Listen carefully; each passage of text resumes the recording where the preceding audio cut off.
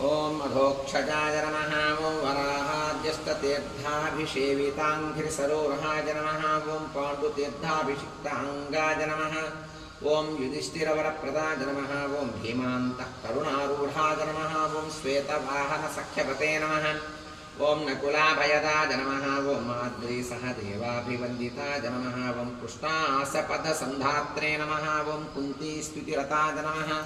ओम दमिने नमः। ओम नारदादिमुनिस्तुत्याय नमः। ओम नित्यकर्मपरायणाय नमः। ओम दर्शिताव्यक्तरूपाय नमः। ओम वीणानादप्रमोदिताय नमः। ओम षट्कोटितीर्थचर्यावते नमः। ओम देवतीर्थकृताश्रयाय नमः। ओम बिल्वामलजलस्नायिने नमः। ओम सरस्वत्यम्बुसेविताय नमः। ओम तुम्बुरूदकसंस्पर्शजनच्चित्ततमोपहाय नमः। ओम मत्स्यवामनकूर्मादितीर्थराजाय नमः। ओम पुराणभृते नमः।